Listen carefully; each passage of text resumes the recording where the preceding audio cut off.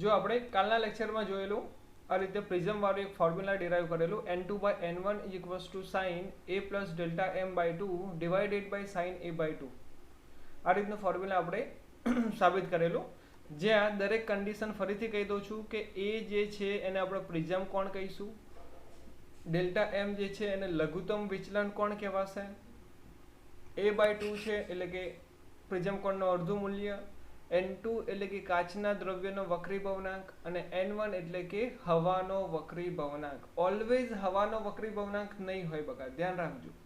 જો પ્રિઝમને આપણે પાણીની અંદર મૂકી દઈએ અને આખો એક્સપેરિમેન્ટ કરીએ, જો પ્રિઝમને પાણીની અંદર મૂકી દઈએ તો n1 ની જગ્યાએ પાણીનો વક્રી ભવનાંક આવશે. મતલબ કે એની કન્ડિશન થોડી હું તમને એક્સપ્લેન કરું. અત્યારે સપોઝ આપણે અહીંયા કન્ડિશનમાં લખું છું, જો પ્રિઝમ હવામાં હોય, પ્રિઝમ હવામાં હોય તો ફોર્મ્યુલા કેવું આવશે, તો n ગ્લાસ એટલે કે કાચના પ્રિઝમનો વક્રી ભવનાંક અને n a એટલે કે હવાનો વક્રી ભવનાંક = sin a plus delta m divided by 2. આ 2 જે છે બંનેના ડિવાઇડેશનમાં છે, divided by sin a by 2. Suppose વિચારી લઈએ આપણે કે આ પ્રિઝમને આપણે પાણીમાં મૂકી દેવું છે અને પાણીની અંદર પ્રેક્ટિકલ કરીએ છીએ. તો પ્રિઝમ પાણીમાં હોય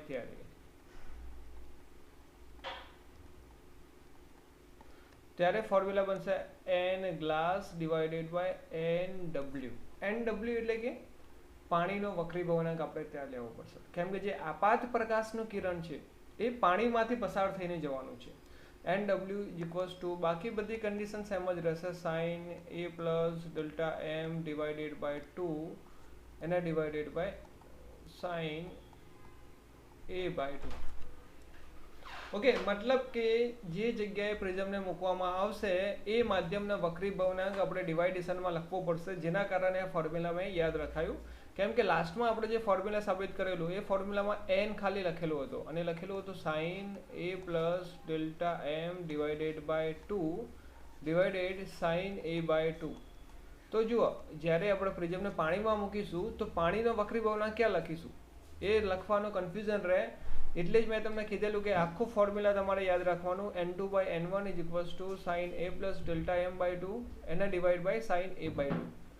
સો મોસ્ટ ઇમ્પોર્ટન્ટ ફોર્મ્યુલા છે પ્રિઝમ વાળું, અને એના ઉપરથી 4 કે 5 ન્યુમેરિકલ પણ છે બુકની અંદર, જે ડાયરેક્ટલી વેલ્યુ પુટ ડાઉન કરશો તમને આન્સર મળી જશે, જે આપણે જોઈએ પછી.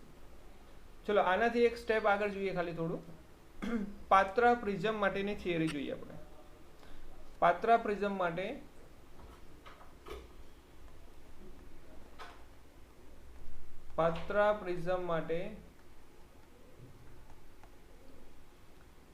delta m = a n21 - 1 સૂત્ર તારો. તો જુઓ અહીંયા ડેલ્ટા m તમને ઇઝીલી ખ્યાલ છે, એ એટલે કે પ્રિઝમ કોણ ખ્યાલ છે, પણ n21 નું કદાચ થોડું તમને કન્ફ્યુઝન રહે તો થોડું એ વસ્તુ બતાવી દો પહેલાં, પછી આપણે આગળ જોઈએ. આ થિયરીનો ભાગ નથી, ખાલી સમજાવું છું n21 એટલે શું. સો n21 = પહેલાં બી તમને સમજાયેલું છે રેગ્યુલરમાં. તો n એટલે કે વક્રી ભવનાંક કહેવાશે, પણ કોનો વક્રી ભવનાંક, પહેલું જે હોય એનો. તો માધ્યમ 2 નો માધ્યમ 1 ની સાપેક્ષે વક્રી ભવનાંક. માધ્યમ 2 નો માધ્યમ 1 ની સાપેક્ષે વક્રી ભવનાંક, અને એનો ફોર્મ્યુલા થાય n2 divided by n1. જેની સાપેક્ષે હોય તે હંમેશા છેદમાં હોય, કેમ કે એની સાથે આપણે કમ્પેર કરીએ છીએ તો એને સ્ટાન્ડર્ડ તરીકે લીધેલો છે. તો ઓલવેઝ એ ડિવાઇડેશનમાં, કોઈ બી સબ્જેક્ટ વગર લેશો, કેમિસ્ટ્રીમાં બી એવું આવશે, પણ જેની સાપેક્ષે હોય એ હંમેશા છેદમાં લેવાનું, યાદ રાખી લેજો માણસો. આ જ રીતે બીજું કોન્સેપ્ટ પણ થઈ શકે, n12 બી થઈ શકે. આ થિયરી માટે જરૂર નથી, પણ ખાલી બતાવું છું તમને કે માધ્યમ 1 નો માધ્યમ બેની સાપેક્ષે વક્રી ભવનાંક. તો એનો ફોર્મ્યુલા થશે આપણે જોડે n1 ડિવાઇડેડ બાય n2. ચલો આ કન્ડિશન ખાલી મેં તમને રિમાઇન્ડ કરાવી દીધી. હવે આપણે ક્વેશ્ચન ઉપર જઈએ. પાતળા પ્રિઝમ માટે જોવાનું છે, પણ પ્રિઝમનું ફોર્મ્યુલા તો આપણને ખ્યાલ છે ને. પ્રિઝમનું ફોર્મ્યુલા કેવું છે? પ્રિઝમના સૂત્ર એનું ફોર્મ્યુલા છે n2 ડિવાઇડેડ બાય n1. અને n2 બાય n1 હોય તો એને આપણે શું કહી શકીશું? n21 પણ કહી શકીશું. n21 is equals to sign, અને બીજી કન્ડિશન કહું બકા, ડેલ્ટા એમ ની જગ્યાએ આપણે ડી પણ લખી શકીએ છીએ, ડી એમ પણ લખી શકીએ છીએ. એનો પણ વિચલન કોણ જ કહેવાશે. તો આપણે ડી એમ લખીને અહીંયા એક ફોર્મ્યુલામાં જોઈએ, sine a plus D M divided by 2 એના divided by sine a by 2. આ ફોર્મ્યુલા હતું આપણું, જે આપણે સાબિત કરેલું લાસ્ટ થિયરીની અંદર. હવે આ થિયરીની અંદર જો ખૂણાના માપ ખૂબ નાના હોય, જો ખૂણાના માપ ખૂબ નાના હોય, ખૂણાના માપ નાના હોય તો sine theta is near by theta લખી શકાય. સાઇન થીટાની જગ્યાએ થીટા લખી શકાય, એટલે કે સાઇન નીકળી જાય. તો સાઇન નીકળી જશે કન્ડિશન વાઇઝ, તો વધશે એ વેલ્યુ આપણે લખીએ ખાલી n21 equals to a plus delta M divided by 2. Delta જ લખાઈ જાય છે બકા, તો ડેલ્ટા રાખીએ આપણે, અને a બાય 2. ચલો 2 તો કટ થઈ જશે, બંનેના ડિવાઇડેશનમાં છે એના કારણે. સો રિમેનિંગ કેટલું બચશે? n21 equals to a divided by a plus delta M divided by a. તો a બાય a તો 1 થઈ જશે, તો 1 plus delta M divided by a. યા ફિર આના કરતાં બી સિમ્પ્લિફાઈ સ્ટેપમાં આપણે જઈએ, કન્ફ્યુઝન ના રહે. આ a ને આપણે સામે મોકલી દઈએ, a n21 equals to a plus delta M. So delta M is equals to a n21 minus a. આ જે a છે ને એને આપણે સામે મોકલી દઈએ, તો કોમન નીકળશે a, વધશે કેટલું? n21 માઇનસ 1, જે ફોર્મ્યુલા આપણે સાબિત કરવાનું હતું ડેલ્ટા એમનું, જે અહીંયા સાબિત કરી દીધું. Delta M is equals to a n21 minus 1 into n21 minus 1 into a. Clear છે બકા અહીંયા સુધીમાં? એકદમ સિમ્પલ ફોર્મ્યુલા. જો તમને એમ કે પાતળો પ્રિઝમ છે એવો ક્યાંય શબ્દ ક્વેશ્ચનમાં દેખાય તો તમારે ડાયરેક્ટ આ ફોર્મ્યુલા એપ્લાય કરી દેવાનો લઘુત્તમ વિચલન કોણ શોધવા માટે. ડાયરેક્ટ આ ફોર્મ્યુલા, જ્યારે પણ પાતળો પ્રિઝમ એવો પ્રશ્ન લખેલો હોય તો. હવે આપણે ન્યુમેરિકલ લાવવાના છે પ્રિઝમના. 1 મિનિટ.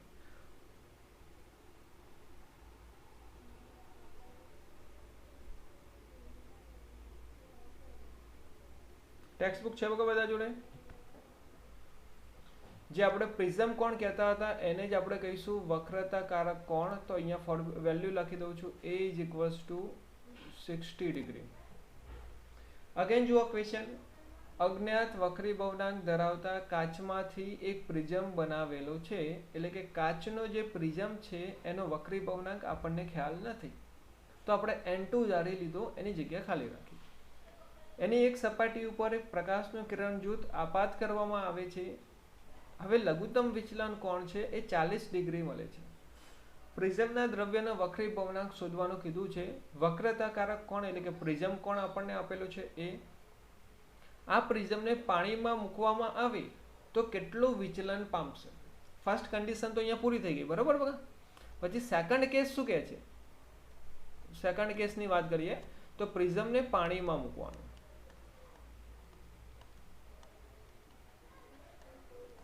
પાણીમાં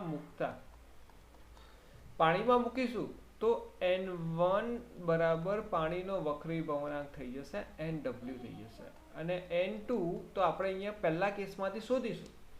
તો જો સેકન્ડ કેસ અત્યારે સાઈડમાં રાખો. પહેલા ખાલી એટલું વિચારો આપણે કે એક પ્રિઝમ છે આપણી જોડે અહીંયા, અને પ્રિઝમનો ફોર્મ્યુલા અહીંયા લખી દઉં છું. n2 divided by n1 is equals to sine a plus delta m divided by 2 nr divided by sine a by 2.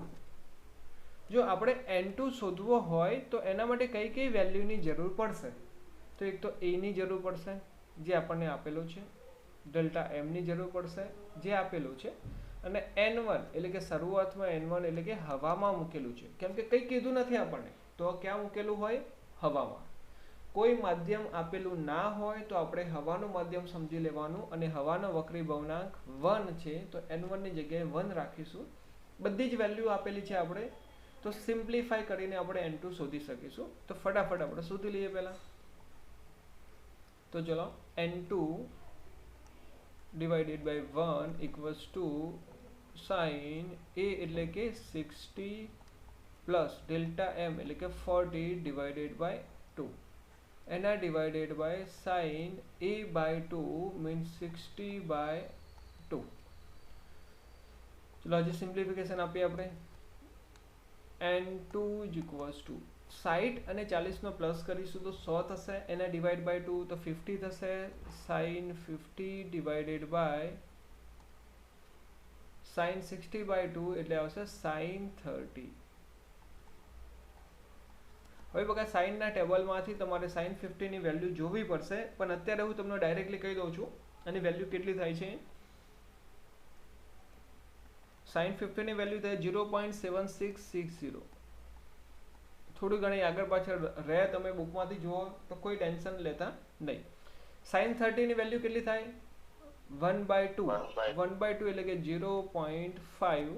સો આપણે અહીંયા n2 is equals two value કેટલી મળશે બકા આપણને?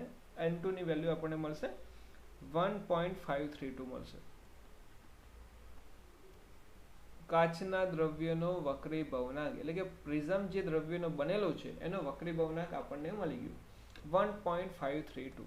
ચલો પહેલી કન્ડિશન આપણે શોધી લીધી, તો અહીંયા આપણે મૂકી દઈએ 1.532. હવે આ પ્રિઝમને આપણે પાણીની અંદર મૂકી દઈએ. આજુબાજુ બધું પાણી છે.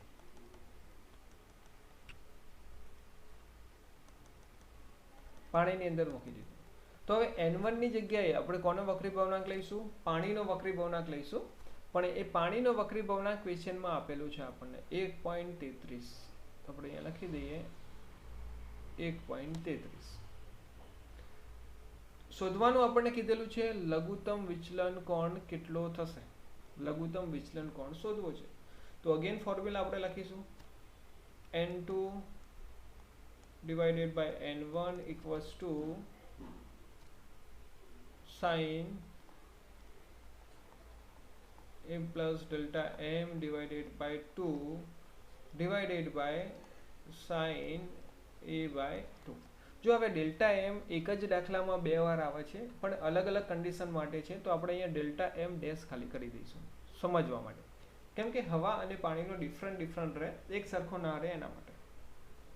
ચલો હવે આગળ જોઈએ. આપણે વેલ્યુ બધી મૂકી દઈએ. આપણે n2 ની વેલ્યુ છે 1.532, n1 ની જગ્યાએ આપણે અહીંયા પાણીનો લીધેલો છે 1.33, સામે sine 60 plus delta M dash divided by 2 nr divided by sine a by 2. નો ડિવાઇડેશન કેટલો થશે બગા? 1.532 ડિવાઇડ બાય 1.33.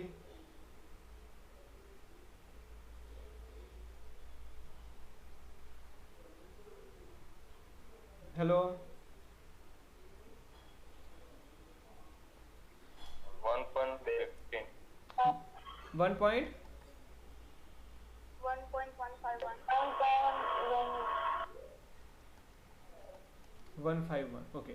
અહીંયા આપણે વેલ્યુ મૂકી દઈએ. સાઇન a મીન 60 મૂકેલી છે, નીચે આપણે 60 મૂકેલું નથી હે ને, આપણે મૂકી દઈએ. ચલો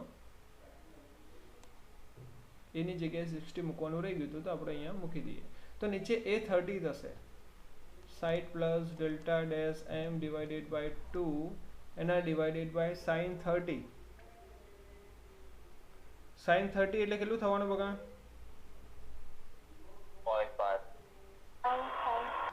0.5 થવાનું છે, રાઈટ. તો 0.5 આ સાઈડ મલ્ટિપ્લિકેશનમાં જશે તો સિમ્પ્લિફાઈ કરીએ આપણે. Sine 60 plus delta M dash divided by 2 is equals to 0.5 into 1.151 તો કેટલો થાય?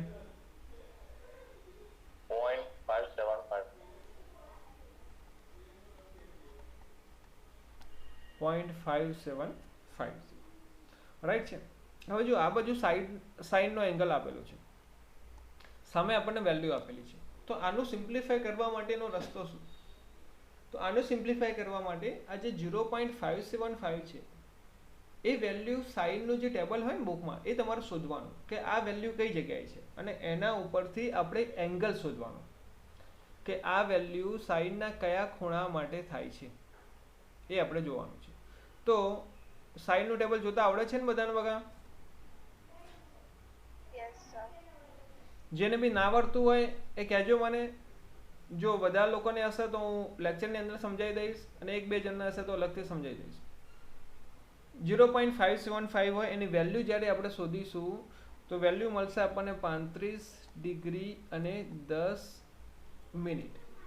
હવે આની અંદર પણ થોડું ઘણું વેરિએશન તમે જુઓ તો હોય તો ડઝન્ટ મેટર, ટેન્શન બહુ લેવાનું નહીં.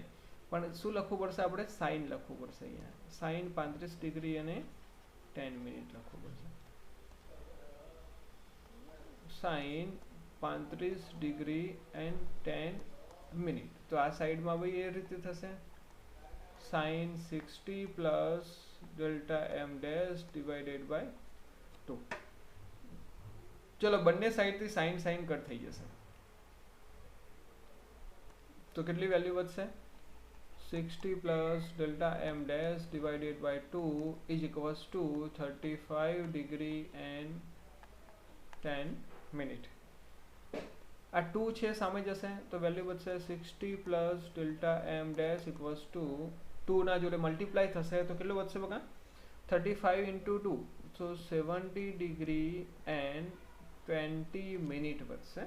હવે 60 માઇનસ થશે તો delta M dash equals to 70 degree 20 minute minus 60. So 60 જતું રહેશે તો ડિગ્રીનું માઇનસ ડિગ્રીમાંથી કરવાનું આપણે. So delta M dash is equals to વધશે 10 ડિગ્રી એન્ડ 20 મિનિટ વધશે. 10 ડિગ્રી એન્ડ 20 મિનિટ.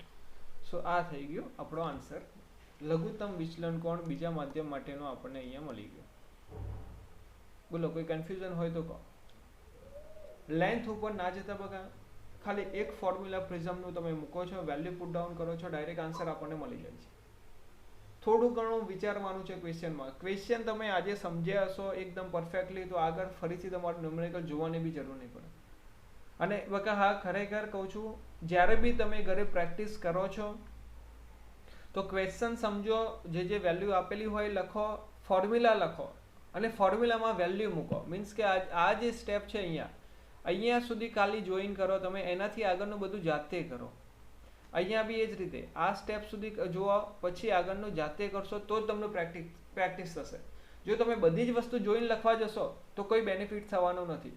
કેમ કે કોઈ પણ ન્યુમેરિકલ હોય, સિમ્પ્લિફિકેશન તો આપણે બહુ પહેલાંથી 5-5 અઠવાડિયે ભણતા આવ્યા છીએ કે ડિવાઇડેશન હોય, સામે જાય તો મલ્ટિપ્લિકેશન થાય, પ્લસ માઇનસ એલસીએમ, એ જ બધું આવે છે. ખાલી આપણે અહીંયા વધારાનું શીખવાનું શું છે? ફોર્મ્યુલા અને ક્વેશ્ચનને સમજવું. જો એટલું આપણે શીખ્યા તો ન્યુમેરિકલ આપણે યાદ રાખવાની જરૂર નથી. ન્યુમેરિકલ તો ઓટોમેટિક આન્સર આવવાનો છે. અને આન્સર સાચો ખોટો અત્યારે તમે ના વિચારશો. તમે કોઈ બી સમ કેલ્ક્યુલેટ કરો, સાચા ખોટાનું વિચારવાનું નહીં તમારે. ઓનલી ફોર ફોકસ કરવાનું, ક્વેશ્ચનને સમજવો, કઈ કઈ વેલ્યુ આપેલી છે નોટ ડાઉન કરવી, શું શોધવાનું છે નોટ ડાઉન કરવું, અને પછી ફોર્મ્યુલા જોવાનું. એટલી વસ્તુ તમને આવડી તો ન્યુમેરિકલમાં કોઈ જ પ્રોબ્લેમ નહીં પડે. અને ફિઝિક્સમાં તમને જો ન્યુમેરિકલ આવડશે તો આખો ફિઝિક્સ ઇઝી લાગશે. ઓકે, તો ટ્રાય એ જ રીતે કરજો બગા જે રીતે અત્યારે હું સમજાવું છું, તો વધારે બેનિફિટ રહેશે. પછી ચોઈસ તમારી છે કઈ રીતે તમારે ટ્રાય કરવાનું. ઓકે, કોઈ કન્ફ્યુઝન ખરું આ સમમાં બકા? પાયલ, પાયલ ને આવડી ગયું એટલે બધાને આવડી ગયું. પાયલ એવું છે ને, જલ્દી જુઓ નેક્સ્ટ સમ. અરે યાર ક્વેશ્ચન ક્યાં ગયો?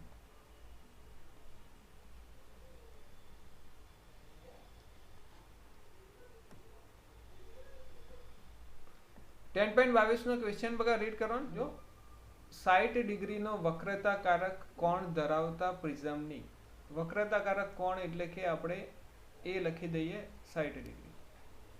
સપાટી પર કેટલા લઘુત્તમ આપાત કોણે આપાત થતા કિરણનું બીજી સપાટીએથી સહેજ પૂર્ણ આંતરિક પરાવર્તન થાય. પ્રિઝમના દ્રવ્યનો વક્રી ભવનાંક આપણને આપેલો છે n2 = 1.524 ને n1 તો આપણે લઈ લઈશું 1, કેમ કે કોઈ માધ્યમ આપ્યું નથી તો આપણે હવાનું માધ્યમ લઈશું. જો આપણે એક પ્રિઝમ લઈ લીધું ને એક લંબ બનાવી દઈએ. પહેલા અહીંયા આપણે લંબ બનાવી દીધો અને આ બાજુ પણ આપણે લંબ બનાવી દીધો. પ્રકાશનું કિરણ આપણે આપાત કરીએ એની ઉપર, તો અહીંયાથી પ્રકાશનું કિરણ આપાત થયું. જે પ્રિઝમની થિયરીમાં હતું એ જ કન્ડિશન આપણે આખી દોરવાની છે. અહીંયા આ જે ખૂણો છે એને આપાત કોણ I આપણે કહીશું. આને આપણે પ્રિઝમ કોણ A કહીશું, ABC. અહીંયા આપણે નામ આપી દઈએ P, આ બિંદુ નામ આપી દઈએ Q, અને R બિંદુ નામ આપી દઈએ. હવે જે પ્રકાશનું કિરણ જઈ રહ્યું છે એ વક્રીભવન પામશે, બીજા બિંદુ ઉપર પહોંચી. હવે બીજો બિંદુ પરથી એટલે કે જો બીજી સપાટીએથી સહેજ વક્રીભવન, સહેજ પૂર્ણ આંતરિક પરાવર્તન થાય છે. પૂર્ણ આંતરિક પરાવર્તન એટલે કે એ પ્રકાશનું કિરણ ત્યાંથી પાછું સપાટીને સમાંતર જેવું જાય છે, આ બાજુમાં જાય છે. એટલે કે કાચના માધ્યમમાંથી બહાર નથી નીકળતું, સહેજ પૂર્ણ આંતરિક પરાવર્તન થાય છે. એટલે આપણે એવું વિચારી લઈએ કે સપાટીને સમાંતર જ જાય છે, એવું આપણે વિચારી લઈએ. તો વિચારો અહીંયા આ જે ખૂણો છે લંબ સાથેનો, આ જે લંબ સાથે ખૂણો અહીંયા બનાવેલો છે એને આપણે ક્રાંતિકોણ કહીશું IC. કયો ખૂણો કહીશું? ક્રાંતિકોણ. ક્યારેક પ્રકાશનું કિરણ સમાંતર જાય, હેત્વી તને બકા ખ્યાલ નહીં હોય પૂર્ણ આંતરિક પરાવર્તન, તો આ કન્ડિશન ખાલી સમજાવવી અત્યારે તો જોજે, પછી તને અલગથી સમજાવી દઈશ. પ્રકાશનું કિરણ વક્રીભવન પામીને આગળ જઈ રહ્યું છે. જો બીજી સપાટીએથી એના એ જ માધ્યમમાં પાછું ફરે છે તો એને પૂર્ણ આંતરિક પરાવર્તન કહેવાશે. અને એ ક્યારે થાય? તો પૂર્ણ આંતરિક પરાવર્તન માટેનું ફોર્મ્યુલા આપણી જોડે છે. પૂર્ણ આંતરિક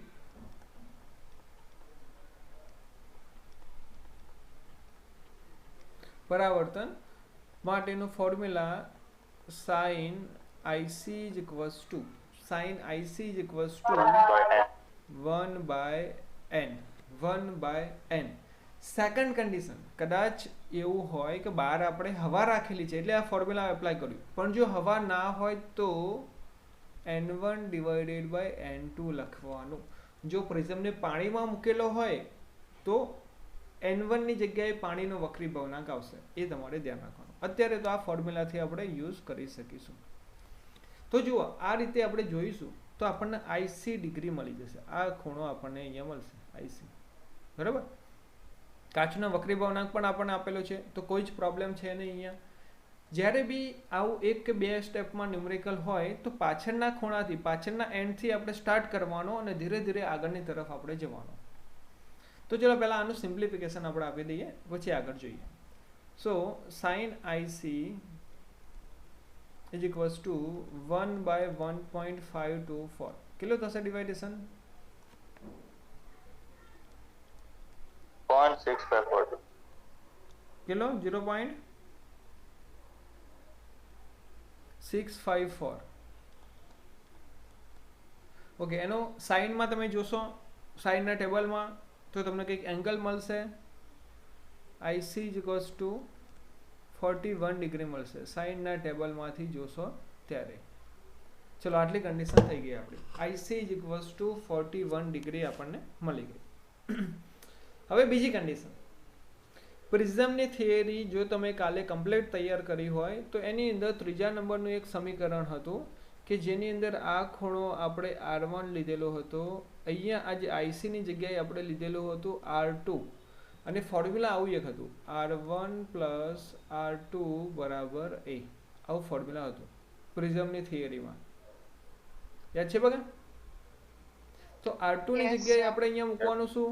R2 ની જગ્યાએ આઈસી મૂકવાનો અને A ની વેલ્યુ તો આપેલી છે આપણને ક્વેશ્ચનમાં, તો એના ઉપરથી આપણને R1 મળી જશે. સેકન્ડ સ્ટેપ, ન્યુમેરિકલનું સેકન્ડ સ્ટેપ ધ્યાન રાખજો. હવે પ્રિઝમની થિયરી પરથી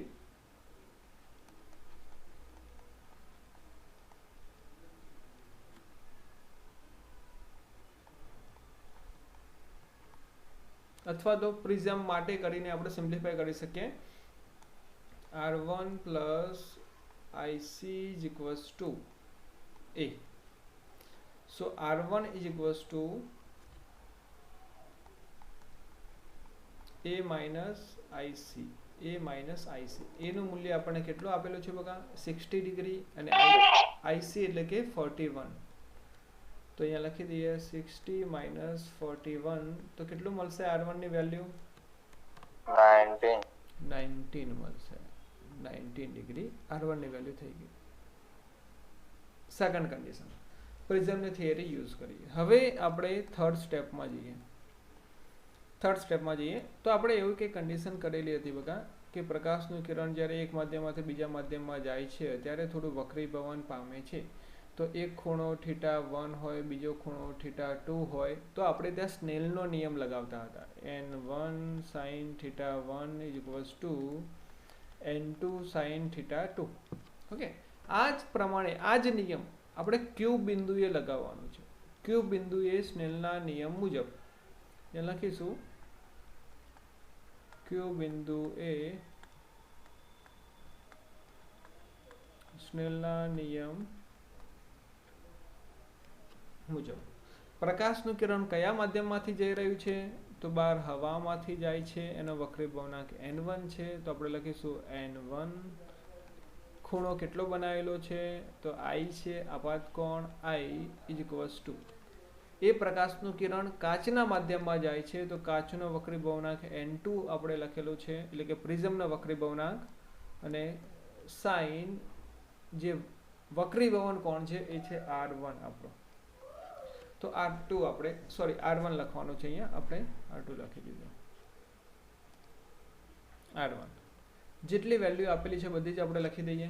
ચલો n1 એટલે કે 1 લખવાની જરૂર નથી. સાઇન I આપણે શોધવાનો છે. n2 એટલે કે પ્રિઝમના દ્રવ્યનો વક્રીભવનાંક જે આપણને ક્વેશ્ચનમાં આપેલો છે 1.524 ઇન્ટુ સાઇન R1 એટલે કે સાઇન 41. તો જો અહીંયા આપણે જોયેલું આ ક્વેશ્ચન 41 ની વેલ્યુ કેટલી આવે છે બકા? 0.654 દેખાય છે ને, રાઉન્ડ કર્યું મેં. સર R1 તો આપણે 19 36 છે. હા મેં પેલો R2 ની વાળી કન્ડિશન આખી લીધી. ઓકે 19 આવશે. તો sin 19 ની વેલ્યુ પાછી આપણે જોવી પડશે સાઇનના ટેબલમાંથી. તો અત્યારે તો કહી દઉં છું sin 19 ની વેલ્યુ 1.524 ઇન્ટુ sin 19 ની વેલ્યુ થાય છે 0.3256. મલ્ટીપ્લિકેશન કરીએ તો કેટલું આવે છે બકા?